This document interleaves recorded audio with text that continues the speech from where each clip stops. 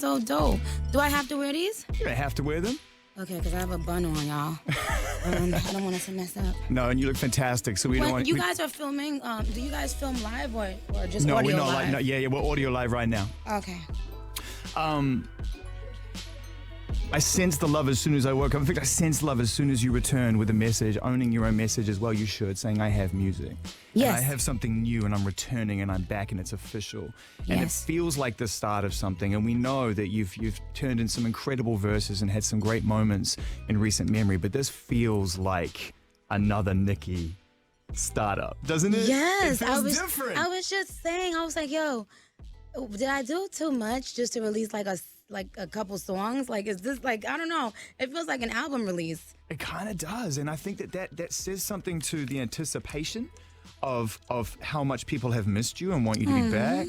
And also, I think it says something to the fact that, when you put music out like this and you really make a statement, you say, here's what I'm saying, this is what it looks like, this is what it's going to feel like, and people are like, oh, we've missed it. It's been 4 years. Has it felt like 4 years? It's not been 4 years though. Oh, oh my God, I missed my introduction. I'm so angry. I missed my introduction. I have to rewind. Hold up, I have to rewind. Do it. I have to rewind. Hang on, hold up. Billboard Hot 100 entries. Most Billboard Hot 100 entries for a female artist ever. One of the world's most followed artists on social media. Lost count of how many times you've won Best Female Rapper. The first female rapper to perform at the Super Bowl. Forbes certified. Icon is the word. And most importantly, still the only American rapper to ever successfully pull off a British accent. You should have said that part first. And I'm looking at you, Eminem. Worst American accent ever caught on record, I swear. Thank you for that. Thank you. And I couldn't have done any of that stuff without the most epic fans in the whole world. So, thank you. Well, they're tapped in right now, live streaming. Everyone is ready for this moment. Dope. How did you feel this morning when you woke up knowing that it was happening? Or was it happening? Did you get cold feet? I was about to cancel it, yes. How did you know that? What made you say that? I don't know how you knew that. I was about to cancel it. I was like, you know what? Oh my God, why did I do this? Yeah. But yesterday, I went to sleep. I literally slept for like 12 or 13 hours from yesterday because I hadn't slept in like 3 days. Yeah. Because I was like trying to finish stuff up in the studio. Still. And then I was like, I gotta do it now. I mean, I already told the world I'm gonna do it, so I gotta do it. I just didn't know about doing the actual interview. I was fine with releasing the songs. Well, we're fine with you doing the actual interview, and I hope you don't regret it after a few minutes if you feel comfortable. Yeah, I'm okay. I'm all right. Well, look, we're here to celebrate. First and foremost, that's what the fans want. That's what we want. Okay. You don't walk in a room like this after being away for some time, and also after deciding to step away from actual, factual social media at the top of the year where you can message direct and come in this room, and I'm not going to all of a sudden shove a spotlight on you, start hitting your heart straight away. Why did you decide to walk away from social media and actually and kill the noise? Well, because I needed to focus on my album. This is the best album I've ever in my life ever created. You know, you just announced an album, right? Well, okay. I mean, literally within a few seconds, like, that was amazing. Yes. Well, yeah, I needed to focus and I just didn't know, I wanted to make sure I was writing something that was meaningful to me and that would inspire and that would captivate, my audience. But most importantly, I wanted to have fun again. I wanted to go in the studio and have fun without giving a shit what was... Can I curse? Probably not. If you don't ask me that question, you can. Okay. Within reason. I wanted to, I didn't want to see anything. I wasn't only not posting, but I also took all forms of social media off my phone. And it actually was the most genius decision I've ever made for myself as a human being, because it gave me peace. That's right. And it gave me it put my focus back on what it needed to be on, which is the music. When I was doing mixtapes, I wasn't on Instagram. I'm not like these artists that are out now that have the luxury of, Instagram. Twitter was just like starting off, you know? Yeah. So I was like, you know what? Why am I including this information taking this information into my spirit? I don't need to see what people are saying about me. I don't need to know what people are saying about anything really. Were you jacked in to social media? Did it take you a minute to disconnect from that? Because people say it's hard to put the phone down. It takes a couple of days. I don't know. I mean, like I changed my number, came on social media, stop speaking to everybody and just focus on my music. And what percentage of your phone book got your new number? What percentage? What percentage? Yeah. I would say 1%. 1% got your new number. Wow. Yeah, 1%. Wow. So because I only spoke to people as needed, So it went from 5 people at first to, oh, okay, my publicist now today, he needs to talk to me. He'll get the number today. Like now, it's still like, I mean, at this point, I would say it's about maybe 20% now. That's amazing you could reset like that. And actually, I've never heard it put that way, whereby you reset your phone in every sense, and then you steadily draw people back in as you need them, as opposed to this traditional routine they've become part of your life. Yeah, because you gotta, like, I always say, like, deactivate, I think, from like the Matrix. The world music has become much more than music now. It's become just a lot of shenanigans. And I was like, man, I could rap. At the end of the day, that's what I do. I don't know about nobody else, but I rap. Yeah, you do. Yeah. I mean, that was the thing, I think, when you first came out, that was like, all right, we have a very visceral, striking image here, someone who understands how to use image visualization to their benefit, to create imagination, to get people thinking and engaged, but you can really rap. And I think about that verse on Monster, and I think about that moment, and I think about how that moment's gone down in history as being one of the all-time great kind of what people in the UK would call mercs, where you went on and took, what was it, Ross, Kanye, Jay, wrecked them. I mean, it's crazy. I mean, did you know at that time, not to go too far back, but we've got to celebrate, and you can't know your present and future unless you know your past. Did you feel at that time with that verse, like you had them on the ropes, like that was your moment? No, Jay-Z, I didn't know Jay-Z was going to be on the song at all, and thank God, because I would have been even more afraid. Because he's a hero, right? Of course. Yeah. Of course. He's one of my top rap idols, period. He knows that too. And with Kanye, I was extremely nervous. I was out in Hawaii, and I had written a verse for Monster, and he said, I think you could do better. So he was like, just, made me just sit there and start writing out, not raps, but just lines of what I wanted to say. And he told me, now put that into raps.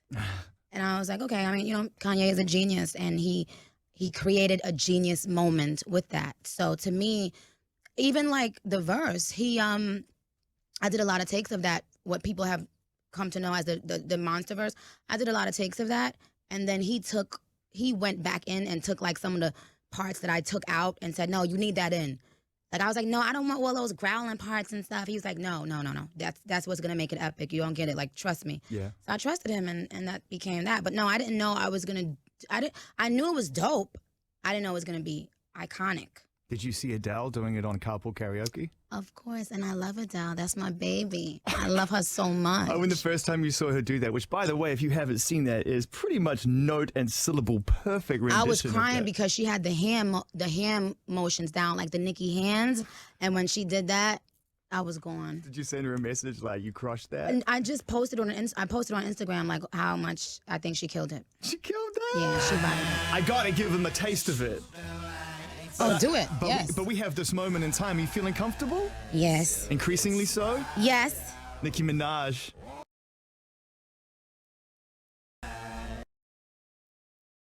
Right?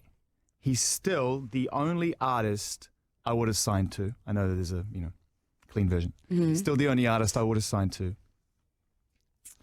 And then you said, if I am signed to Wayne, perfectly designed crew. I spoke to Jay the other day. He's still the only that I would have signed to if I ain't signed a Wayne perfectly designed crew. Cause we the big three. Don't need a big speech. We made the biggest impact. Check the spreadsheet. That's Lil Weezy, the Barbie, and Drizzy Drake, and we getting more cheese, kissy face. Yes, that's on Barbie Tingz. You guys are about to hear that in like 20 minutes. Oh my God, I'm getting like nervous. It's about to happen. Yes, I did say that, sirs. You know what I love about that is the fact that you just reminded everybody, in case we need reminding, that you are the triumvirate, that triangle. And I was asking your team, actually, if we could think of 3 artists that were that impactful in a crew together whilst having separate careers. And the closest we got was Dre, M, and 50 at that moment in time. But still, as of now, Wayne, most influential rapper in modern rap music. Drake. Thank you for saying that about Wayne. Without I could a cry. doubt. I could cry for that. Thank you for saying that about Wayne. Thank you. That's all. I mean, every rapper on SoundCloud sounds like Wayne. It's like, come on. I mean, real talk. I mean, it's just, I mean, that's, and by the way, that's a compliment to all those rappers on SoundCloud. I mean, yeah. I mean, no, if you're going to bite. He's one of my biggest If inspirations. you're going to bite someone, bite the best. Absolutely. Right? Yeah. Bite the cake. Drake, needless to say, I call him the Michael Jackson of streaming. He's just a guy who's unbelievable. The golden boy? The The golden boy? What's your favorite Drake story? Like your favorite personal Drake story you can Oh my tell God, us? how he always how he's always mad at me over something. Drake is always mad at me. He always finds a reason to not be my friends anymore. We're like an old married couple. How many times have you guys fallen out? A lot. And then every time we make back up, we're like, no, you know I love you. I love you. No, you know I love you. Why did you say you hate me? Because I love you. Like, it's so stupid. But let the records. But you know what? On the real, like, Drake also has given me some of the best advice of my career. Like? I don't want to say. And he's given me some great advice. He's very smart, and you can't take that away from him, you know. And also, even when there were things happening, I think that even when I couldn't speak to him, I think he felt the love that I will always have for him. We always tell the story about me and Drake being on the same tour bus, and they dared me to take a shot because I don't really drink, and they dared me to take a shot, but they gave me way more than a shot because I didn't know what a shot was. And I did it just for $100, like a dare, and he gave me $100. And like I think I was like in my bunk sleeping, and within 10 minutes, like it was. I hated them so much, but I could not stand up. I think they gave me like a double shot, and to somebody that doesn't drink, it was crazy. That's terrible. Yeah. Now, with the benefit of some space between yourself and that situation, how challenging and difficult was it for you being in a relationship with someone you cared about that was at odds with a group of friends that you care about? Oh God, it was one of the hardest parts of my career to date, ever. Yeah, because at the time I did love both of them, and I couldn't erase the love that I had for my team. But I also couldn't speak out. You know, I couldn't really say much, and I felt so imprisoned in that moment. And when we later spoke about it, Drake said, I wasn't worried about anything in that entire situation other than what if Nicki takes a shot? What if Nicki takes a shot at me? Then what? Like, what if Nicki spits bars at me? He said throughout the whole beef, that's the only thing he was worried about because he did, that would have been so, oh my God, just hurtful and painful for both of us. And so it was difficult to stay out of it. I was behind the scenes, of course, wishing it never happened. Even prior to it happening, I tried to stop it from happening. Literally By speaking to Meek. Yeah, I said, don't do that. I said, don't do that. But I think as artists, we all look back on things that we shouldn't have done. And that was one of those things that he shouldn't have done. And I told him before he did it. But he did it, and it is what it is. Like, one thing I do know is that both Meek and Drake have moved on from that. Yes, they have. From the anger and all of this stuff, and we all have moved on. So. And in fact, now we find both of them in very different points in their life. Right. And in Meek's situation, and I read a very interesting article in what I consider to be a great magazine the other day about Meek's situation. It really broke down what was going on, and it filled in a lot of gaps from that writer's point of view in the research. And we find Meek in a situation where people are very much rallying around him because of what they can see as, and I'm using this term very gently, serious inconsistencies. And I wonder, you know, for someone that you spend, you know, a considerable part of your life with, that you obviously, you just don't stop caring about people, I don't think. But it's up to you. What your feeling is about that, and you know what? I don't want to talk about legal things, but I will say that, you know, every now and then I think about. Anyway, I won't go there. I'll save some of those things for my album, and I'm also shooting a documentary. But what I will say now is that,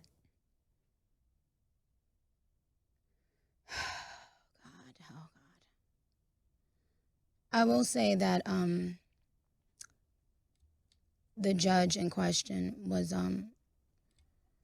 did everything I asked of her, and you know, so I can't badmouth her because I met her personally, and I know what she said to us, and he knows that, and I know that, and you know, but of course I wouldn't wish jail on anybody. Yeah. But like I said, I'll get into detail on that in the documentary and possibly on the album. But what I will say is what made me shed tears the other day was seeing his mother cry. Seeing his mother crying made me like, that was the first time I was like, oh my God, like I can't take it. Like, 'cause she, during the relationship, was always so sweet to me. And even at the end when we kind of both knew that it was like, you know, too rocky, too bad to, you know, she always just showed me so much love. So I still care about her, you know? So I didn't like seeing her cry the other day. It's hashtag Nicki Day. People are going crazy because you're back. Thank you. And the music is coming, and we're super excited. Barbie Tingz and Chun is on its way. I can't wait. Can't I just play them? Ugh. Oh, No, you can't. No, you can't. Oh, no, Roman's back. Until the designated time, darling. Oh, no, as soon as I asked if I could do that, out came Roman. Right. Roman's like, no, darling, don't do that at all. And why? Who's posting all these pictures of me? Stop posting all these pictures of me. Oh, you got told. You guys, whoever's please. in this room, there you go. Pull up selector. Pull up Pull selector. up selector. I love that. Yay. He's still the only artist that I would have signed to until I signed to Wayne. Perfectly designed crew. Hey. Perfect.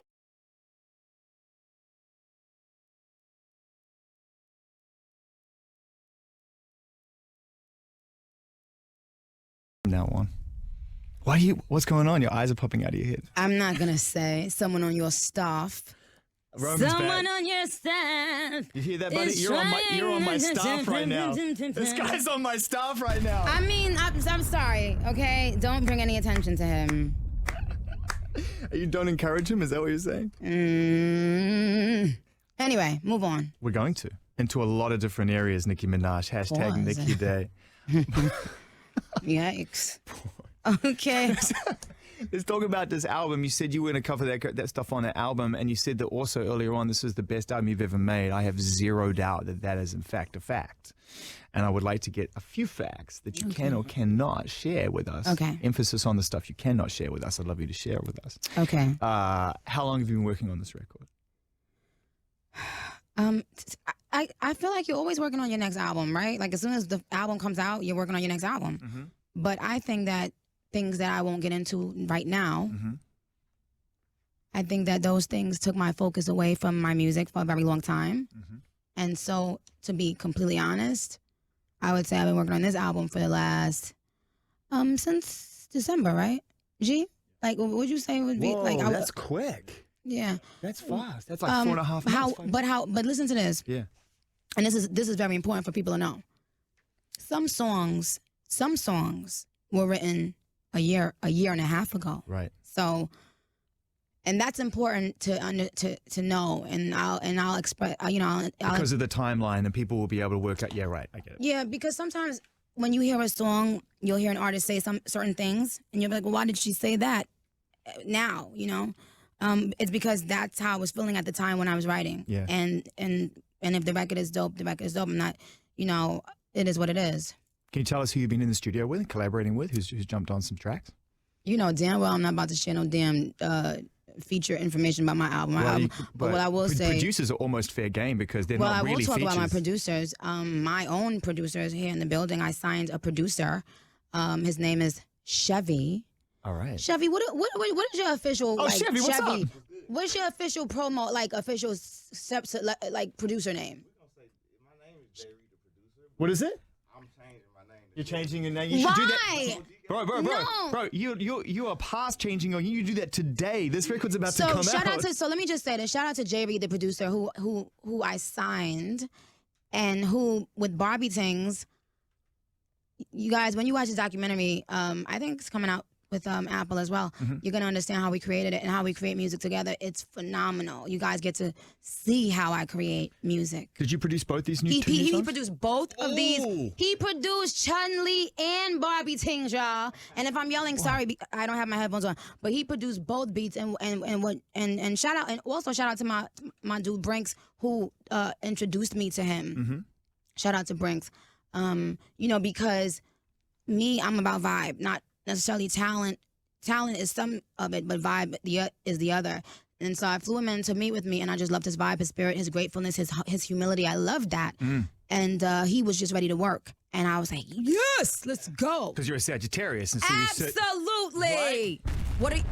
Aries, we work. What are you? I'm a Leo, loyal to the core. My first love was Leo. Right, we're loyal people. Oh, okay. Sweet man. Thank you. Yeah. I'll pass that on to my wife. She's reminding me. What sign is your wife? She's a Libra. Libras are the best. My two best friends are Libras.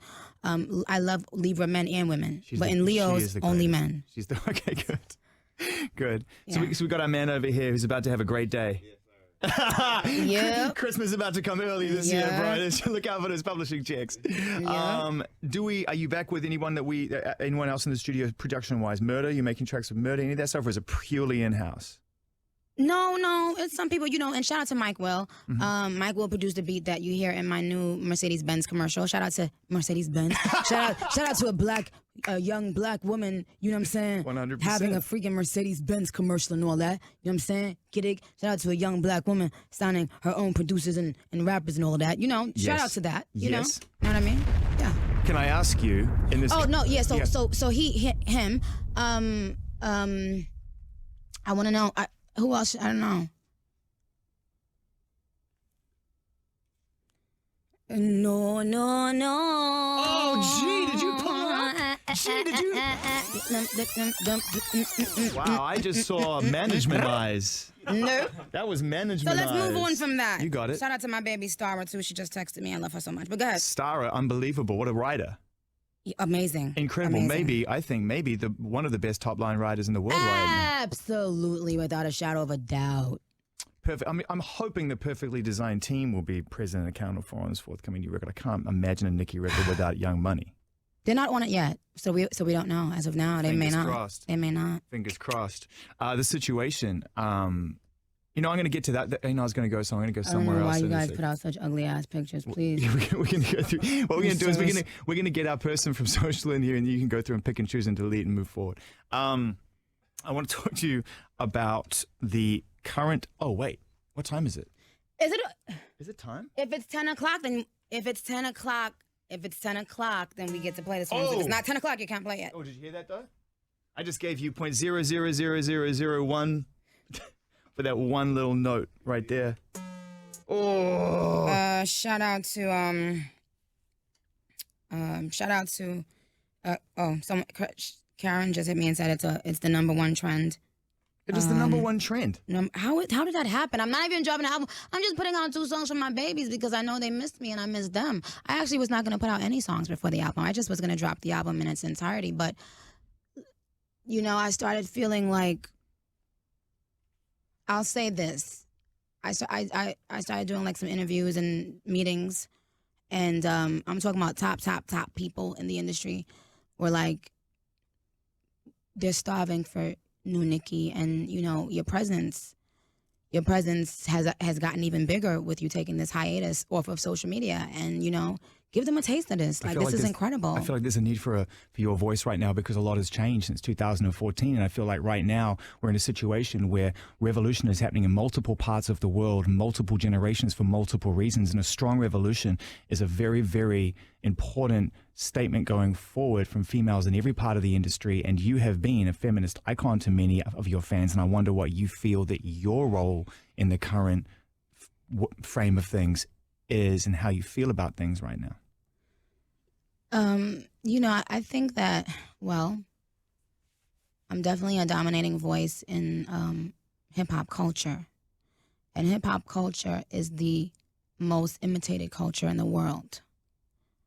And so, of course, that makes me always feel a sense of responsibility to uplift women, especially. I feel like right now women are more powerful than we've ever been, ever in life, ever in time. And I think my role in that is putting out music that makes women feel like they can too go from, you know, a poor neighborhood, Southside Jamaica, Queens, New York, and then come to being, you know, doing records with, you know, the greats and being hailed as, you know, someone that shifted the culture. So I think the reason why I didn't want to drop songs, you brought me to a good point, is because the album is very layered. And there are things that, you know, like Barbie Tingz and Chun, those are songs where you like, you know, they're more pop shit type records. There are songs on the album that are those types of records that I feel women really need right now.